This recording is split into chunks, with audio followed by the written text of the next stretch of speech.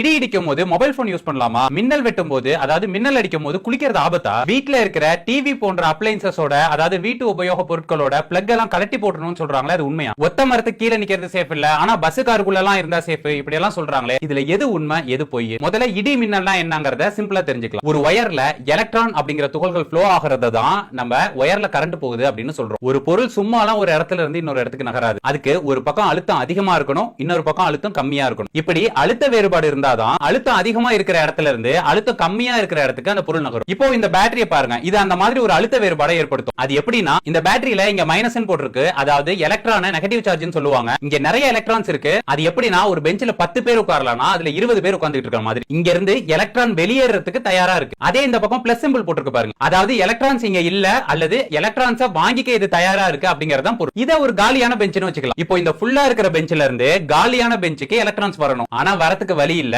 ஏன்னா இடையில மின்சாரத்தை கடத்தாத காத்து தான் இருக்கு. இந்த பேட்டரியில வோல்டேஜ் 9 வோல்ட்னு போட்டுருக்கு பாருங்க. இந்த வோல்டேஜ் தான் மின் அழுத்தம். இந்த எலக்ட்ரான்ஸ் அழுத்துற 9 வோல்ட் அழுத்தமானது காற்றை உடைச்சுக்கிட்டு இங்க இருந்து அங்க போக பத்தல. அதனால நம்ம மின்சாரத்தை கடத்துற ஒரு காப்பர் ஒயரை இப்படி கனெக்ட் பண்ணும்போது இங்க இருக்கிற எலக்ட்ரான்ஸ் அங்க போகும். இங்க பாருங்க எல்இடி எரியுதா, இப்படிதான் நம்ம கரண்ட்டை யூஸ் பண்றோம். இங்க நான் ஏற்கனவே சொன்ன மாதிரி 9 வோல்ட் அழுத்தம் தான் இந்த காத்தை உடைக்க பத்தாது. இதுவே 9 லட்சம் வோல்ட் அழுத்தமோ 9 கோடி வோல்ட் அழுத்தமோ இருந்தா என்ன ஆகும்? இப்ப மேகத்துக்கு வருவோம். மேகத்துல உள்ள ஐஸ் கிறிஸ்டல்ஸ், வாட்டர் டிராப்லெட்ஸ் எல்லாம் ஒன்னோட ஒன்னு உராயும் போது மிக அதிகமான பாசிட்டிவ் மற்றும் நெகட்டிவ் சார்ஜஸ் மேகத்தோட மேல் புறத்திலையும் கீழ் புறத்திலையும் சேர்ந்துரும். மேகத்தோட கீழ் பகுதியில் இருக்கிற நெகட்டிவ் சார்ஜஸ் எல்லாம் பூமியோட மேல் பகுதியில பாசிட்டிவ் சார்ஜஸ் உருவாக்கும். இப்போ அந்த பேட்டரி மாதிரியே மேகத்தோட கீழ் புறத்துல அதிகமா இருக்கிற நெகட்டிவ் சார்ஜஸ் பூமியில போய் சேரணும். ஆனா பூமிக்கும் அந்த மேகத்துக்கும் இடையில மின்சாரத்தை கடத்தாத காத்து தான் இருக்கு. இருந்தாலும் மேகத்துல அதிகப்படியா சார்ஜஸ் சேர்ந்துகிட்டே இருக்கும்போது அதிகமான மின்னழுத்தம், அதாவது அதிகமான வோல்டேஜ் உருவாகும். அது எவ்வளவு அதிகமா இருக்கும்னா கிட்டத்தட்ட 20 கோடி 30 கோடி வோல்ட் எல்லாம் கூட இருக்கும். மேகத்துக்கும் பூமிக்கும் உள்ள வோல்டேஜ் இவ்வளவு அதிகமா ஸ்ட்ராங்கா இருக்கும்போது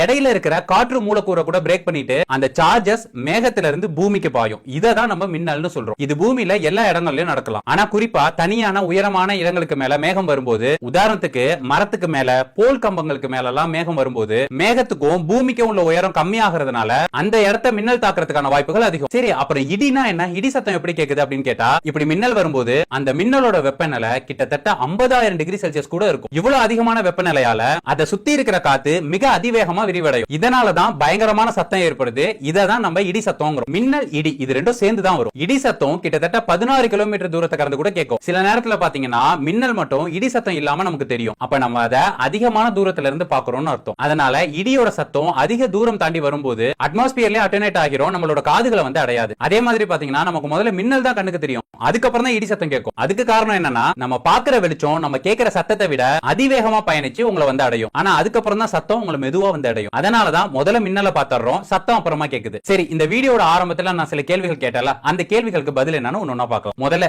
இடி இடிக்கும் போது மரத்துக்கு கீழே நிக்க கூடாதா? ஆமா, நிக்க கூடாது. மரத்துக்கு கீழே மட்டும் இல்ல, எலக்ட்ரிக் கம்பங்கள் போன்ற எந்த உயரமான ஸ்ட்ரக்சர் கீழேயும் நீங்க நிக்க கூடாது. குளம், ஏரி போன்ற நீர்நிலைகள்ல நீங்க இருந்தா கூட உடனே அந்த இடத்தை விட்டு வெளியில வந்துடணும். இயற்கையை நம்ம கணிக்க முடியாது. நீங்க பாதுகாப்பா இருக்கணும்னா வெட்ட வெளியில இருக்க கூடாது. இன்னொன்னு சொல்லுவாங்க, கேள்விப்பட்டிருக்கீங்களா? இடி ஒரு இடத்துல விழுந்துருச்சுன்னா அந்த இடம் ரொம்ப சேஃப், திருப்பி அந்த இடத்தை இடி தாக்காது அப்படின்னு. அது உண்மை இல்ல. ஒரே இடத்தை தொடர்ச்சியா இடி தாக்கும். நூற்றுக்கணக்கான தடவை ஒரே இடத்தை இடி தாக்குனதுக்கான பதிவுகள் எல்லாம் கூட இருக்கு. அப்புறம் இடி இடிக்கும் போது வீட்டு உபயோக பொருட்கள், அதாவது எலக்ட்ரிக்கல் அப்ளையன்சஸோட பிளக் எல்லாம் கழட்டி வைக்கிறது தான் சேஃப்னு சொல்றாங்களே, அது உண்மையான்னு கேட்டா ஆமா, அப்படி கழட்டி வைக்கிறது தான் சேஃப். ஏன்னா மின் பாதையில, அதாவது கரண்ட் கம்பியில மின்னல் தாக்கும் போது அது வழியா பயணிச்சு வர அதிகமான எலக்ட்ரிசிட்டியால உங்க அப்ளையன்சஸ் டேமேஜ் ஆக வாய்ப்பு இருக்கு. அதனால பிளக் எல்லாம் கழட்டி வச்சிருறது தான் சேஃப். அதே போல வெளியில இருந்து வீட்டுக்குள்ள வர மெட்டல் பைப் போன்ற எந்த மெட்டல்லையும் இடி தாக்கி அதை தொடும்போது உங்களுக்கு ஷாக் அடிக்கிறதுக்கான வாய்ப்பும் இருக்கு. Centre for disease control and prevention என்ன சொல்றாங்கன்னா, வீட்டுக்குள்ள வர பிளம்பிங் பைப் மூலமா கூட மின்னல் சார்ஜஸ் உள்ள வரலாம். அதனால அதிகமா இடி இடிக்கிற நேரங்கள்ல ஷவர்ல குளிக்கிறது, பாத்திரம் விளக்குறது,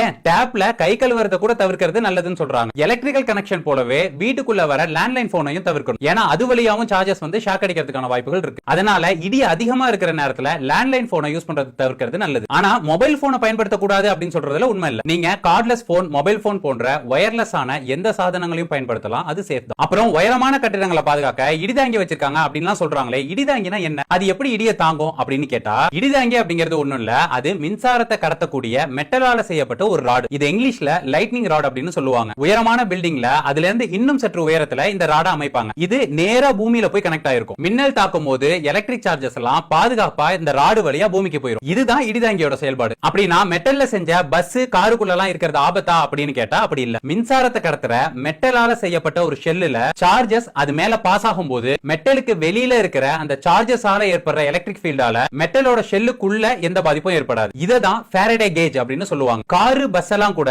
அது மேல இடி விழும்போது இப்படி ஒரு ஃபாரடே கேஜா தான் ஆக்ட் ஆகும். இதனால மின்னல் தாக்கும் போது அந்த சார்ஜஸ் காரோட மேல்புறம் முழுக்க பாஞ்சு மழைநீர் வழியாகவோ இல்ல டயர் வழியாகவோ கிரவுண்டுக்கு போயிடும். காருக்குள்ள இருக்கிறவங்கள பாதிக்காது. ஆனா அந்த நேரத்துல உங்க காரோட டயர் வெடிச்சு சேதப்படலாம். இதனால கார் கண்ணாடியை மூடிக்கிட்டு காருக்குள்ள இருக்கிற எந்த மெட்டலையும் தொடாம இருக்கிறது தான் சேஃப். ஆனா இதுவும் வேற வழி இல்லாத முடியாத பட்சத்துல தான். ஏன் அப்படி சொல்றேன்னா, யுஎஸ் கவர்மெண்டோட நேஷனல் வெதர் சர்வீஸ் என்ன சொல்லிருக்காங்கன்னா, காரை தாக்குற மின்னல் சில நேரங்கள்ல தீ விபத்தை ஏற்படுத்தி காரை சேதப்படுத்தவும் வாய்ப்பு இருக்கு அப்படின்னு சொல்லிருக்காங்க. இதெல்லாம் தான் நீங்க இடியும் மின்னலும் பத்தி தெரிஞ்சுக்க வேண்டிய விஷயங்கள், சேஃபா இருக்க வேண்டிய விஷயங்கள். இந்த வீடியோ உங்களுக்கு பயனுள்ளதா இருந்துச்சுன்னா உங்களுக்கு பிடிச்சமானவங்களுக்கு ஷேர் பண்ணுங்க, அவங்களும் தெரிஞ்சுக்கிட்டோம். இது போல பயனுள்ள தொடர் பதிவுகளுக்கு தமிழ் குரு சேனலை சப்ஸ்கிரைப் பண்ணி வச்சுக்கோங்க.